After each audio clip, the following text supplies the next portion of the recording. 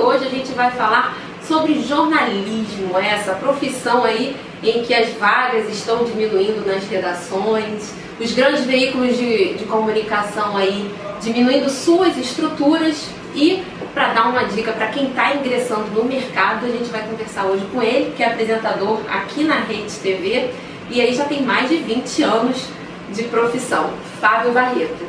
Fábio, em primeiro lugar, muito obrigada por conceder essa entrevista aqui pra gente. E eu queria saber como é que você veio parar no jornalismo, né? Você descobriu a profissão, sempre quis, ou a profissão te descobriu? Como foi isso? Bom, primeiro um prazer enorme poder estar aqui com você. A profissão, ela surgiu na minha vida, né? Na grande realidade, eu comecei a procurar um pouco pela profissão nos anos 80.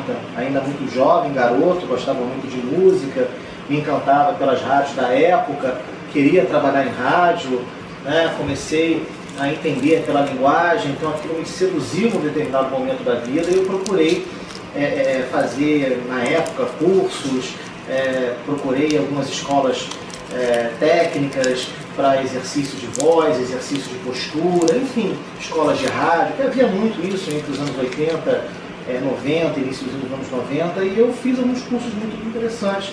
E comecei a trabalhar essas ideias de tentar buscar estágios em rádio, em buscar novas possibilidades para a minha vida, né?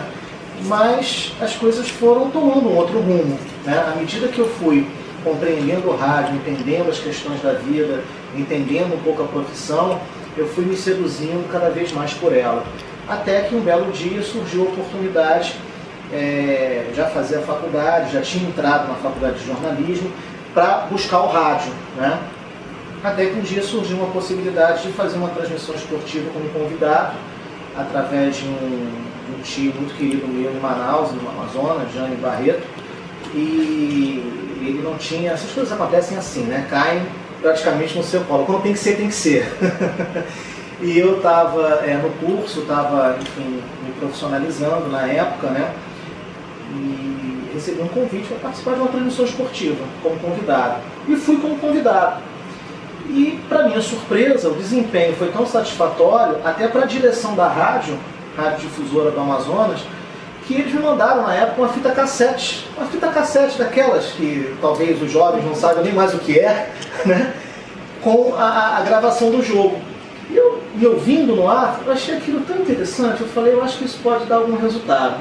Aí coloquei a fita debaixo do braço e comecei a bater de porta em porta, ali, experimentando, ver o que poderia dar aquilo. Eu estava ainda nos cursos normais da vida, enfim, buscando rádio, buscando jornalismo, as técnicas, etc. e tal, fazendo até cursos de locução na época. E aí surgiu a Rádio Nacional. Eu bati na porta da Rádio Nacional, uma radialista, apresentadora muito famosa até hoje, aliás, eu devo um pouco da minha carreira a ela, chama-se Daisy Lucid, né? Ela me ouviu, eu me apresentei a ela após o programa dela na Rádio Nacional, olhou para mim e falou assim, você tem muita postura, você tem uma voz boa, gostei de você. Ela me pegou pelo braço, me levou até o departamento de esporte, abriu a porta, olhou para a pessoa que estava no comando e falou assim, pegue a fita desse rapaz, ouça esse rapaz, veja o que você pode fazer por ele. E aí na minha frente, a pessoa que nem se apresentou para mim, pegou a fita, botou, começou a ouvir na minha frente, olhou para mim e falou assim, você quer começar quando? Que maravilha começar assim. Muita gente quer começar assim, não tem ninguém para olhar para mim e falar, quero você aqui. Não tem. Mas foi assim que aconteceu. Mas aconteceu por quê? Porque antes disso aí, eu procurei fazer cursos profissionalizantes, eu fiz cursos de locução, de impostação de voz, eu procurei me aprimorar, me lapidar um pouco antes de tentar algumas outras possibilidades. Então, quando essa porta se abriu assim de uma hora para outra, eu tomei um susto. Eu falei, como assim? Quer começar quando? Eu falei, eu começo ontem, vamos embora.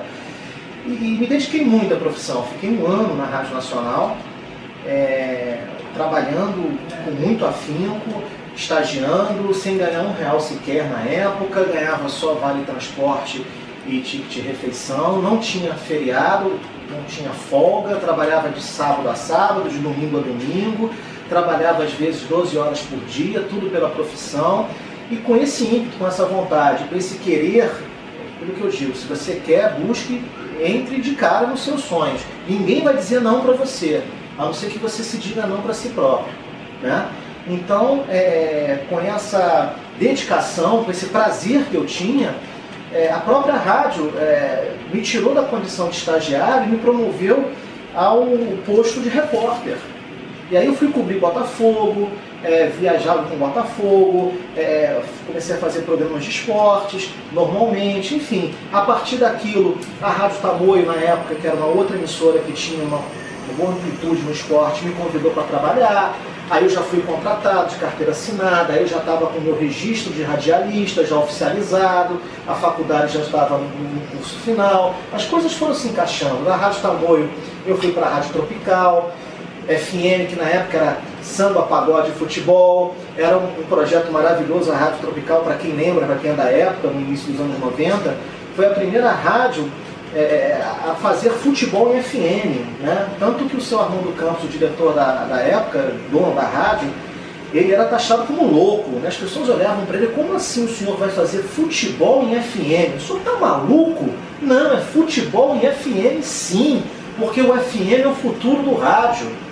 E ele foi o primeiro grande, né, digamos assim, empreendedor dessa ideia. Ele comprou, né, essa ideia de levar o futebol para o FM e deu muito certo. Nós abrimos as nossas jornadas esportivas tocando pagode. Olha que loucura, isso nos anos 90.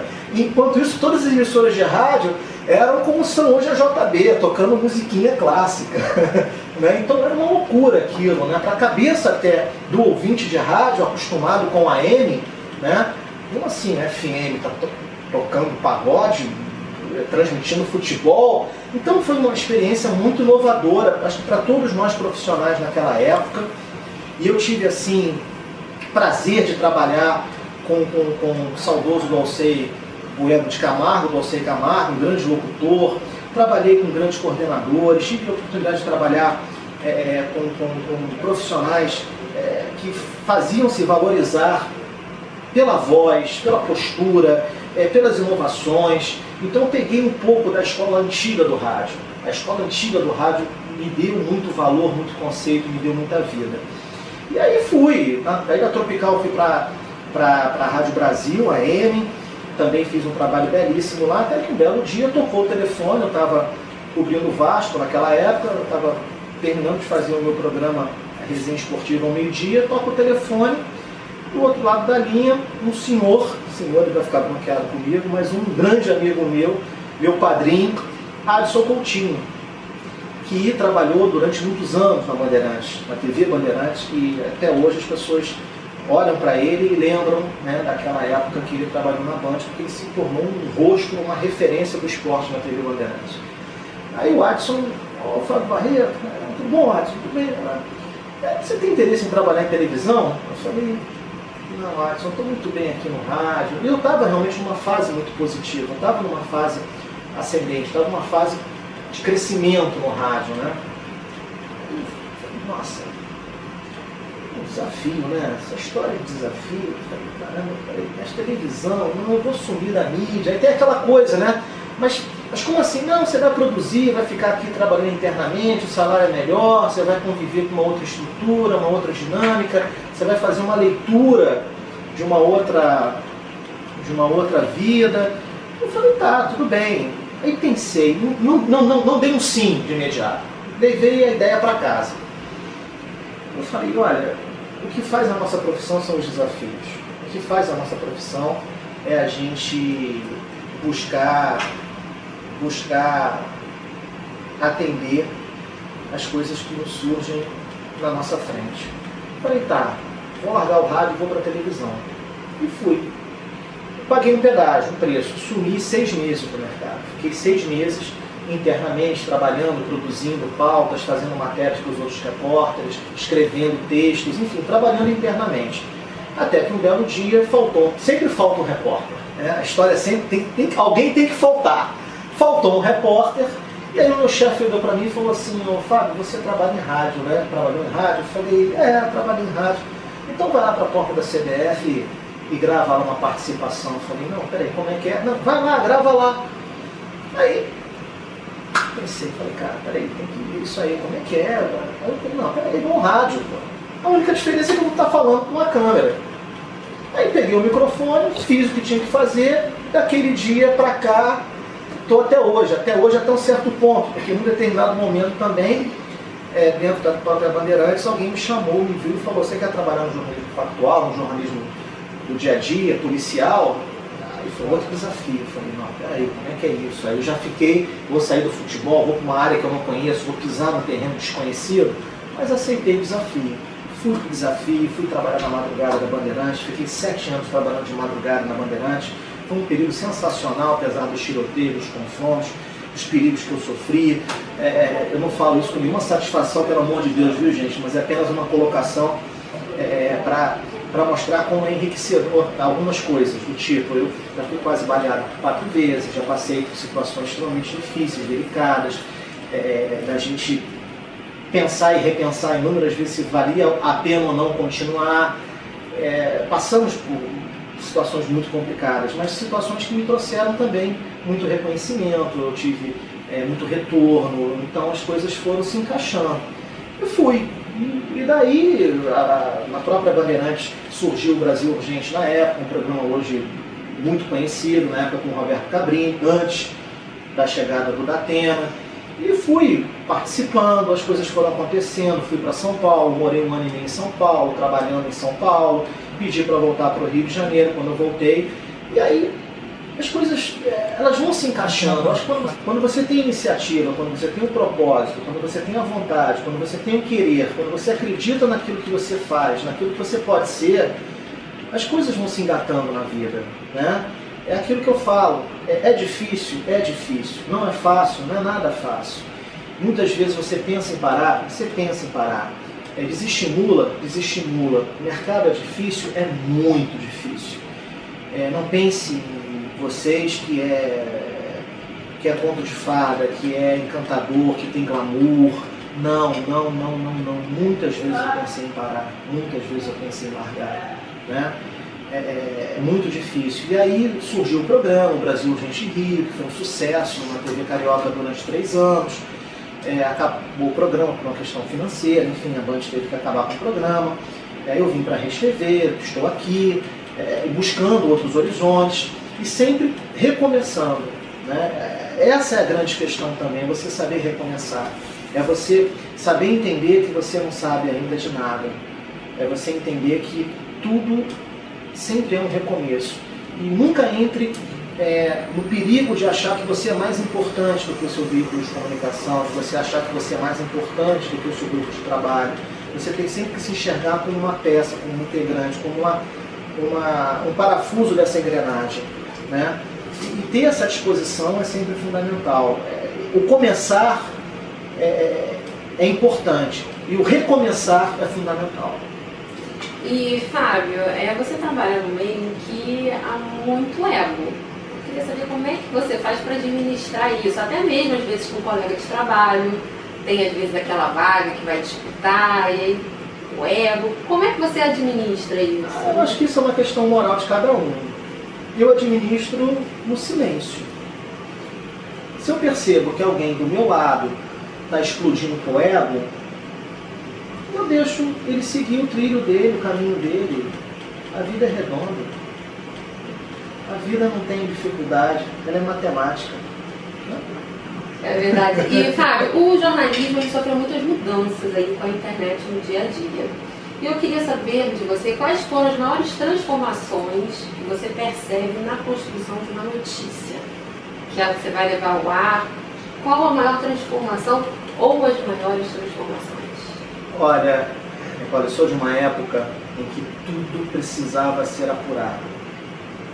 Eu sou de uma época que eu andava com a cartelinha de ficha no bolso, né?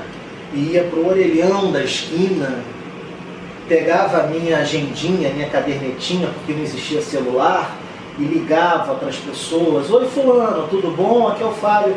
Me diz uma coisa, é verdade mesmo essa história? Ah, não sei. Então tá, tudo bem, obrigado. Aí pegava, vou ligar para quem agora? Ia ligando para as pessoas, né? Eu sou de uma época que não existia internet. Eu sou de uma época em que as pessoas se relacionavam frente a frente, olho no olho. Se eu quisesse uma informação mais detalhada, eu ia na porta, batia na porta da pessoa. E isso me ajudou muito.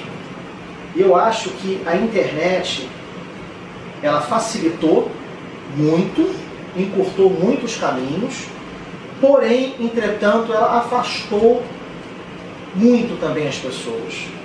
Ao mesmo tempo que ela aproximou, ela afastou. E ela deu ao profissional, sem generalizar, evidentemente, um sentido muito preguiçoso. Muito preguiçoso. Hoje eu costumo dizer o seguinte: se você tirar a internet de uma redação de jornal, de uma redação de televisão, a sensação que eu tenho é que ninguém vai conseguir trabalhar. Não estou desmerecendo, não estou tirando mérito, mas às vezes eu acho isso, porque a gente está muito viciado com a ferramenta internet. E às vezes uma informação é muito mais bem apurada se você liga para a pessoa, se você se apresenta para a pessoa, se você faz amizade com a pessoa, se você busca estar próximo dela. Então hoje a internet ela tem esse risco. Uma frase mal colocada vira uma verdade, porque um vai copiando o outro. Um acha, ah não, mas deu naquele veículo de comunicação. Sim, mas por que aquele veículo de comunicação é confiável? Por que aquele repórter é confiável? Confie também na sua fonte, confie também na sua informação. Né? Se você me der licença, eu te conto uma história rápida. À vontade. Rápida. À vontade. Isso aconteceu comigo em São Paulo. Eu cheguei num evento, a gente chama evento, uma linguagem errada, mas uma linguagem interna de... Eu cheguei num local de uma informação, de notícia, um crime, uma cena de um crime. Cheguei numa cena de um crime, em São Paulo, cheguei primeiro. Eu conversei com o policial, conversei com o perito, conversei com as vítimas, conversei com os parentes das vítimas, conversei, enfim, com todos que estavam ali inseridos naquele ambiente. E alguns minutos depois, chega um repórter de uma agência de notícias pela internet. E aí ele chega para mim, fala o que houve e tal. Eu falei, não, fica tranquilo, eu te ajudo. Aconteceu isso. Eu falei, tá bom, bacana, legal, obrigado. Não. Daqui a pouco toca o meu telefone da minha redação, dizendo o seguinte: ô Fábio, você está sabendo que aconteceu isso? Eu falei, sim, onde você leu isso? Ah, eu li aqui na agência tal, a agência está contando que aconteceu isso. Eu falei, pois é. Esse repórter dessa agência que você está lendo essa notícia estava agora há pouco aqui ao meu lado, e todas as informações que você está lendo na internet foram passadas por mim. Então fique tranquilo, está tudo bem, está tudo resolvido. Então é muito perigoso você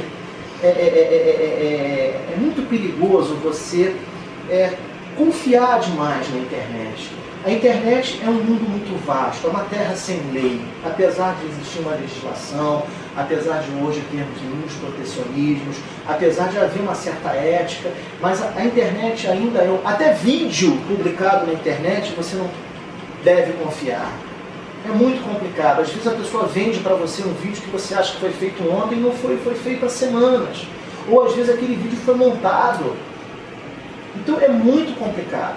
A relação com a internet ela tem que ser cuidadosa. A melhor coisa que existe, ainda hoje, ainda que seja uma coisa velha, mas é apuração. Chama-se apuração. Não é porque você viu em algum lugar que aquilo é uma verdade. Tá gostando do papo? Fica ligadinho aqui no Umbizu que amanhã você assiste a segunda parte da entrevista com Fábio Barreto. Não perca!